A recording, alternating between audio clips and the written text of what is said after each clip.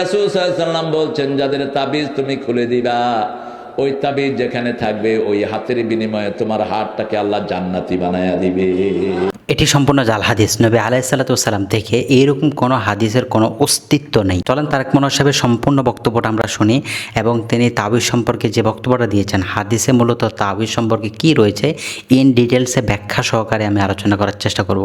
So প্রথমে তেনার বক্তব্যটা শুনি। সৌদি আরবে এয়ারপোর্টের পুলিশও জানে তাবিজ নিষিদ্ধ, গেলে এরকম করে আমাকে এরকম হাতাইতেছে, আমিও পুলিশের হাতাইতেছি। পুলিশে তুই আমারে আতাস কেন, আমি তুই আমারে আতাইলি কেন। আমি এবার ওর কোমরে হাত দিছি, ও খেটখেটায় উঠছে, কই আকাশটা বাত নেই, তুমি আমার পেটে হাত দিছো, আমার কুতকুতি লাগতেছে। আল্লাহ তুই বেকুব, বাংলাদেশের লোকেরা পেটেও তাবিজ বাঁধে। ও নতুন জায়গা পাইছি, পুলিশের গেলাম, এই কাফিয়া শর্তা, এই পুলিশ দাঁড়াও দাঁড়াও, তুমি আমার মেহমানকে এরকম করতেছো কেন?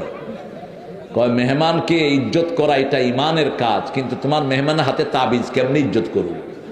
তাবিজ খুলতে বলো। আমিও জানতাম না ওর হাতে যে তাবিজ, খুলে দিছে, পুলিশ ঠান্ডা হয়েছে। বললাম কি লাভ হলো? বলছে তুমি শুনো না, রাসূল সাল্লাল্লাহু আলাইহি ওয়াসাল্লাম বলছেন, যাদের তাবিজ তুমি খুলে দিবা, ওই তাবিজ যেখানে থাকবে ওই হাতের বিনিময়ে তোমার হাতটাকে আল্লাহ জান্নাতি বানায়া দিবে। দর্শক, তেরা বক্তব্যটা শুনলেন, এটা সত্য নাকি মিথ্যা সেটা আপনারা কমেন্ট বক্সে লিখতে থাকেন। অনেকেই তো বলতেছে এটা 1990 সালের বক্তব্য, সো সেটা আপনারা কমেন্ট বক্সে লিখেন। আমরা চলেন তাত্ত্বিক আলোচনায় চলে যাই। আজকে আলোচনার অত্যন্ত গুরুত্বপূর্ণ যে তাবিজ সম্পর্কে আমাদের সমাজে যে ধারণা, সেই বিষয়ে আমরা আলোচনা করব। প্রথম কথা হচ্ছে, তাবিজ কয়েক রকমের আছে।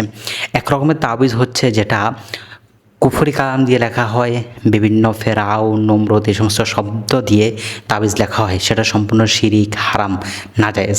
আরেক ধরনের তাবিজ আছে যেটা কোরআনের শেফাকৃত যে আয়াতগুলো রয়েছে এবং হাদিসের যেই দোয়াগুলো রয়েছে সেগুলো দিয়ে লেখা হয়।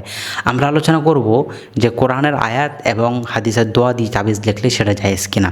এটা ডেফিনেটলি জায়েজ এবং এর পক্ষে একাধিক দলিল ডকুমেন্ট রয়েছে, আমরা সেটা একটু পরে পেশ করব আপনাদের সামনে। আমরা এ ব্যাপারে বলতে চাই যে রাসূল সাল্লাল্লাহু আলাইহি ওয়াসাল্লামের একটা হাদিস রয়েছে, মানে আল্লাহকা তামিমা ফাকাদ আশরাকা, যে ব্যক্তি তামিমা ব্যবহার করে সে শিরক করলো। আমাদের কিছু ভাইরা এই হাদিসটাকে সামনে এসে বলে যে তাবিজ তো দেখেন সরাসরি তাবিজ করে রাসূল সাল্লাল্লাহু আলাইহি ওয়াসাল্লাম শিরক বলছেন, কিন্তু তামিমা এবং তাবিজ এক না, দুইটার মধ্যে পার্থক্য রয়েছে, ডিফারেন্স রয়েছে। তামিমা বলা হয় কিছু পাথরের মতো, আবার কিছু ব্রেসলেটের মতো, মানে বিভিন্ন রকমের যেই সুতা জড়িত যে সমস্ত ব্রেসলেটের মতো করে লাগায়, এগুলোকে তামিমা বলা হয়। তো তামিমার অনেক প্রকারভেদ রয়েছে, আমরা সেই আলোচনা এখন গেলাম না।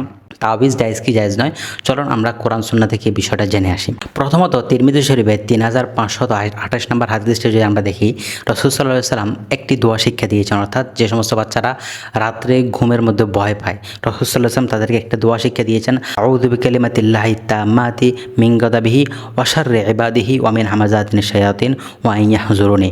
রাসূল সাল্লাল্লাহু আলাইহি ওয়াসাল্লাম এই দোয়াটা শিক্ষা দিয়েছেন যদি কোনো বাচ্চা রাত্রে ঘুমের মধ্যে ভয় পায়।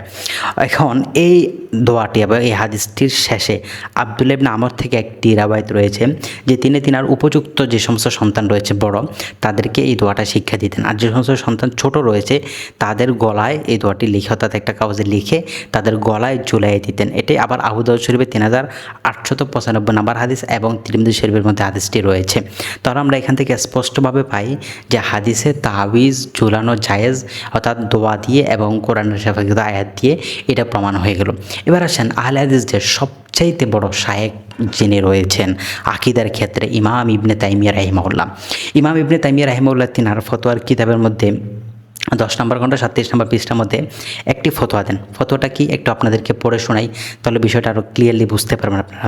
ইয়াজুযু আন ইয়াকতুবা লিল মুসাবি ওয়া গায়রিহি ওয়া মিন মারদা শাইআন মিন কিতাবিল্লাহি ওয়া যিকরুহু বিল মিদাদি ওয়াল মুবাহি ওয়া ইউগসালা ওয়া ইউসকা কামা নাযা আলা যালিকা আহমদ ওয়া গায়রুহুম। যে তিনি বলেন যে বিপদগ্রস্ত অথবা অসুস্থ লোকদের জন্য কারের দ্বারা যদি কোরআনের যে আয়াত রয়েছে কিতাবুল্লাহ এবং কোরআনের যে জিকির রয়েছে আয়াত বা জিকির দিয়ে যদি দোয়া এটা লেখা হয় বা এটা ফু দেওয়া হয়, তাহলে সেটা সম্পূর্ণ জায়েজ। তাহলে কোরআনের আয়াত দিয়ে হাদিসের দোয়া দিয়ে যদি আপনি তাবিজ লেখেন, এটা সম্পূর্ণ জায়েজ। এটা ইমাম ইবনে তাইমিয়া রাহিমাহুল্লাহ বক্তব্য দিয়েছেন এবং রাসূল সাল্লাল্লাহু আলাইহি ওয়াসাল্লামের সাহাবায়ে কেরাম থেকে এর আমল আমি সাব্যস্ত করেছি।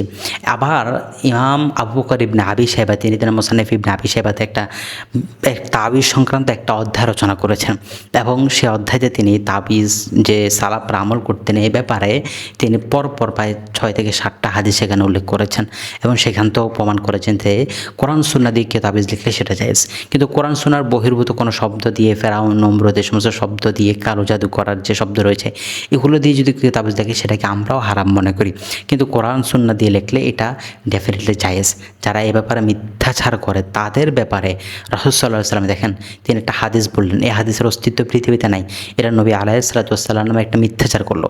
নবী সাল্লাল্লাহু আলাইহি ওয়াসাল্লাম সহিহ বুখারীর 109 নম্বর হাদিসে বলেন, মাইয়াকুল আলাইয়া মা লা মাকুল ফালিয়াতাবাওয়া মাকআদাহু মিনান নার।